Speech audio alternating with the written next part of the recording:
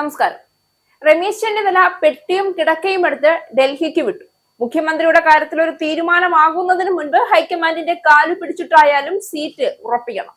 പുറമെ വൻപിച്ച വിജയത്തിന്റെ മാധുര്യം നുണയുന്ന നേതാക്കളെയും അണികളെയുമാണ് കോൺഗ്രസിന് ചുറ്റും കാണുന്നതെങ്കിലും ആഭ്യന്തര കലഹം അഗ്നിപർവ്വത സ്ഫോടനത്തിന്റെ പടിവാതിൽക്കലാണ് എന്നതാണ് സൂചന.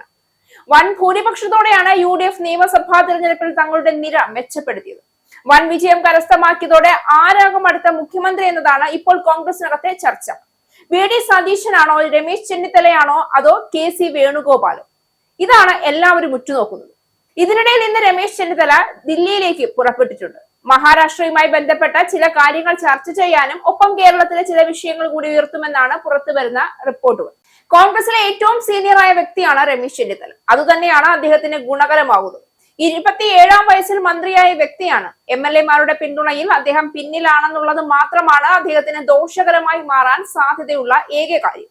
അദ്ദേഹം നയിച്ച 2021 തിരഞ്ഞെടുപ്പിലെ കളങ്കം ഇപ്പോഴും മാറുന്നില്ല എന്നതും ആര് മുഖ്യമന്ത്രിയാകണമെന്ന ചർച്ചയിൽ പ്രധാന വിഷയമായി മാറിയേക്കാം. എന്നാൽ ഏറ്റവും സീനിയറായ നേതാവെന്ന സ്ഥിതിക്ക് മുഖ്യമന്ത്രി കസേരയിലേക്ക് വരാൻ താനാണ് അർഹനെന്നാണ് അദ്ദേഹം വാദിക്കുന്നത്. വളരെ ശ്രദ്ധയോടെയാണ് രമേശ് ചെന്നിത്തല കാര്യങ്ങൾ നീക്കുന്നത്. ഇപ്പോൾ വലിയ മത്സരം നടക്കുന്നത് VD സതീശനും KC വേണുഗോപാലിനും ഇടയിലാണ്. ഈ മത്സരത്തിൽ രമേശ് ചെന്നിത്തല പരിഗണിക്കപ്പെടുമോ എന്നാണ് എല്ലാവരും ഉറ്റുനോക്കുന്നത്. കഴിഞ്ഞ തവണ പ്രതിപക്ഷ നേതാവ് ആരാകണമെന്ന ചർച്ച വന്നപ്പോൾ ഭൂരിപക്ഷം MLA-മാരും പറഞ്ഞ പേര് രമേശ് ചെന്നിത്തലയുടേതായിരുന്നു. എന്നാൽ അത് അംഗീകരിക്കാൻ പാർട്ടി തയ്യാറായിരുന്നില്ല. VD സതീശന്റെ കൈകളിലേക്ക് പ്രതിപക്ഷ നേതാവ് സ്ഥാനം എത്തുകയായിരുന്നു. അതിനൊരു കാരണമായത് ഒരു മാറ്റം വേണമെന്ന് രാഹുൽ ഗാന്ധി തീരുമാനിച്ചതായി. അന്ന് രാഹുൽ ഗാന്ധി നേരിട്ട് തന്നെ രമേശ് ചെന്നിത്തലയെ ഈ കാര്യങ്ങൾ അറിയിക്കുകയും ചെയ്തതാണ്. ഇത്തവണ 3 പേർ തമ്മിലുള്ള മത്സരം നോക്കുമ്പോൾ ഏറ്റവും കുറവ് സാധ്യത രമേശ് ചെന്നിത്തലയ്ക്ക് തന്നെയാണ്. കാരണം MLA-മാരുടെ പിന്തുണ നോക്കുകയാണെങ്കിൽ KC വേണുഗോപാലിനാണ് കൂടുതൽ പിന്തുണ. അതിനുശേഷം VD സതീശനാണ്. എന്നാൽ VD സതീശനിലേക്ക് എത്താനുള്ള ഒരുപാട് ഘടകങ്ങൾ നിലവിലുണ്ട്. അത് ഘടകകക്ഷികളുടെ പിന്തുണയാണ്.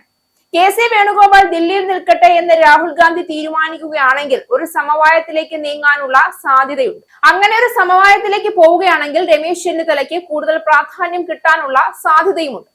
പഴയ A ഗ്രൂപ്പ് രമേശ് ചെന്നിത്തലയെ പിന്തുണയ്ക്കാനുള്ള സാധ്യതയുണ്ട് എന്ന റിപ്പോർട്ടുകളുമുണ്ട്. സാമുദായിക സംഘടനകളും രമേശ് ചെന്നിത്തലയ്ക്കൊപ്പം നിൽക്കുമെന്ന് തന്നെയാണ് കരുതുന്നത്.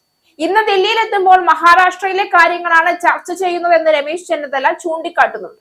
മഹാരാഷ്ട്രയിലെ DCC അധ്യക്ഷന്മാരെ നിശ്ചയിക്കുന്നതടക്കമുള്ള ചർച്ചകളാണ് നടക്കാൻ പോകുന്നതെന്നതാണ് വാദം. KC വേണുഗോപാൽ അടക്കമുള്ള നേതാക്കളെ ഇക്കാര്യത്തിൽ ചെന്നിത്തല കാണുമെന്നാണ് സൂചന. മല്ലികാർജുൻ ഖാർഗെയുമായും ചർച്ച നടത്താനുള്ള സാധ്യത നിലനിൽക്കുന്നുണ്ട്. ദേശീയ നേതാക്കളെ കാണുന്ന സമയത്ത് കേരളത്തിലെ വിഷയങ്ങളും ചർച്ചയാകാനുള്ള സാധ്യത കൂടുതലാണ്. കേരളത്തിൽ ആര് മുഖ്യമന്ത്രിയാകണമെന്ന കാര്യത്തിൽ മല്ലികാർജുൻ ഖാർഗെയുടെ ഫസ്റ്റ് ചോയ്സ് രമേശ് ചെന്നിത്തല ആകാനാണ് സാധ്യത.